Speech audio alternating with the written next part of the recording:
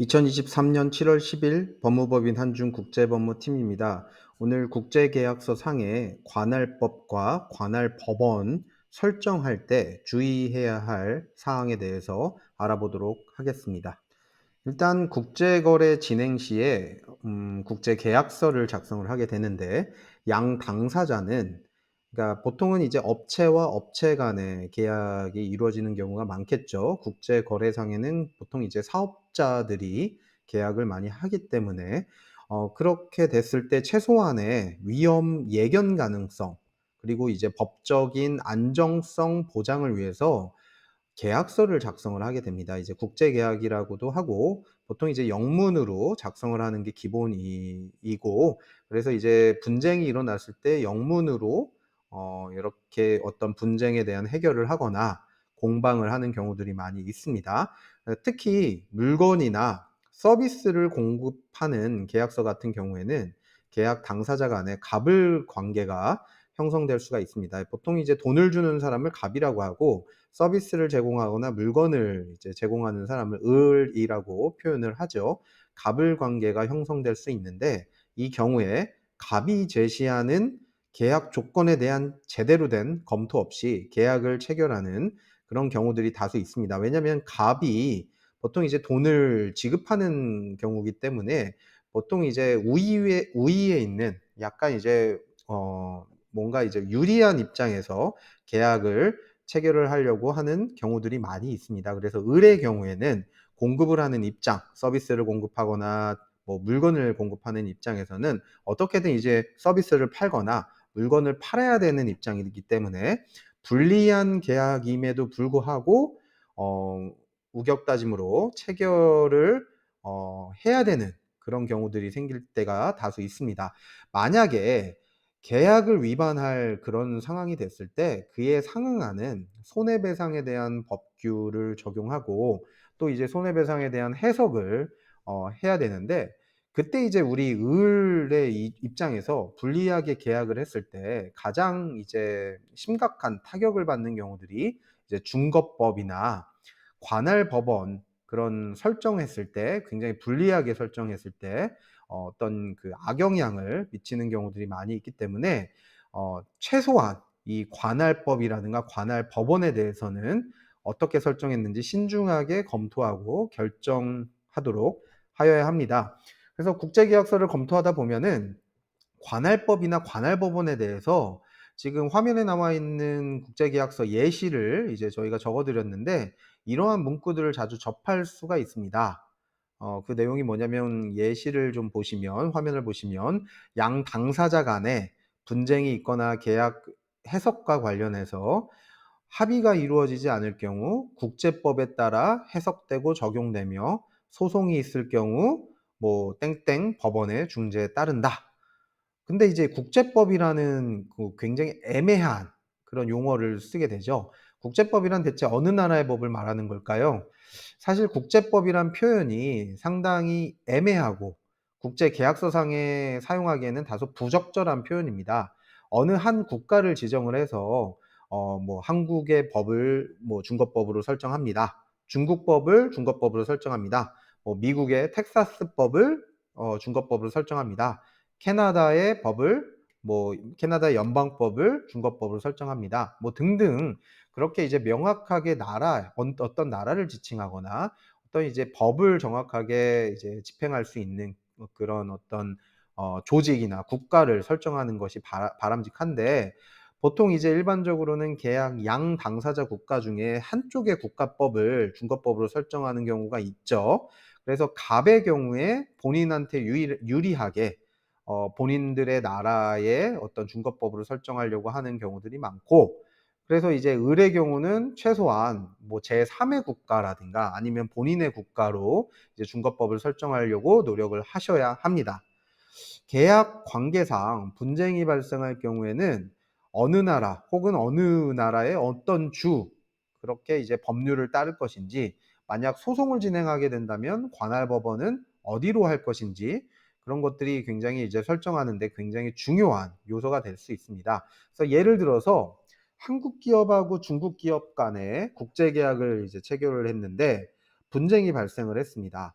그래서 대한민국 법을 따르고 대한민국 소재 대양상사중재원에서 중재를 진행하는 것으로 양 당사자 간에 합의를 해서 이제 계약서상에 그런 조항을 넣을 수 있고, 그렇게 되면 이제 한국 기업한테 굉장히 유리하게 뭐 우리나라 법을 이제 적용을 하고 우리나라 변호사를 또 선임할 수 있고, 그리고 대한상사중재원에서 아주 편하게 중재를 진행할 수 있기 때문에 이렇게 유리하게 이끌어 볼 수 있는 것이 이제 국제계약서에서 어떤 검토할 때 가장 중요한 사항이 될 수 있는 부분이라고 할 수 있습니다. 관할법이나 관할 법원을 설정을 할 때 이제 주의점을 한 3가지 정도로 추려 봤습니다. 당연히 이 3가지 외에도 많은 주의점들이 있을 수 있는데, 일단 화면에 있는 내용을 한번 읽어 드릴게요. 양 당사자 간의 합의가 있을 때는 한쪽 국가의 국가법을 중거법으로 설정하는 것이 일반적입니다. 왜냐면 이제 효율성을 따지기 위해서 뭐 한쪽 국가에서 뭐 어떤 그 활동이 있는 국가에 보통 이제 그 국가의 국가법 중거법으로 설정을 해야지 아무래도 이제 익숙하겠죠. 두 번째 내용은 이제 양 당사자 간의 합의가 어려운 경우에, 뭐 예를 들어서 갑의 경우에 우리나라에서 무조건 해야 된다. 을의 경우에 안 된다. 너무 불리하기 때문에 우리나라에서 해야 된다. 뭐 이런 식으로 이제 공방이 있을 경우에 합의가 이루어지지 않는 경우에 국제 분쟁의 법원 판결에 대한 이슈가 발생할 수 있습니다. 그래서 제3의 국가, 그러니까 뭐 예를 들어 중국하고 한국 기업 간에 이제 계약을 할 때 뭐 싱가포르나 인도네시아, 뭐 어떤 뭐 미국 같은 제3국으로 중재를 고려하는 경우가 발생하기도 합니다. 제 세 번째 경우를 볼게요. 양 당사자와 아무런 관계가 없는 제3국에서 국제 중재를 하는 게 실질적으로 실효성이 떨어지기도 합니다. 그래서 해당 국제 중재 결과를 상대방 당사자 국가에서 집행하는 후속 절차 또한 필요하기 때문에 추가적으로 소요되는 시간과 비용, 에너지를 신중하게 고려해야 되기 때문에 위에 있는 이제 첫 번째 경우와 두 번째 경우에서 보통은 해결을 하려고 하고요. 세 번째 이제 추가적으로 시간과 비용, 에너지를 꼼꼼하게 고려를 해서 생각을 하셔야 되는데, 보통 이제 국제 계약할 때 이제 분쟁 해결 방안으로 중재를 선택하는 이유, 그런 이유는 시간과 비용을 줄일 수 있다. 왜냐면 단심제거든요. 그래서 어떤 나라에서 1심, 2심, 3심까지 가는 것보다는 중재를 선택하면 단심제이기 때문에 시간과 비용을 확실하게 줄일 수 있습니다. 그리고 당사자와 우호적인 관계를 유지할 수 있으면서 비밀 유지도 가능하다. 왜냐면 공개되는 게 굉장히 극히 제한이 되기 때문에 아무래도 이제 국제계약 분쟁 해결 방안으로는 국제중재소에서 이런 문제들을 해결하는 게 아주 좋은 방법일 수 있습니다.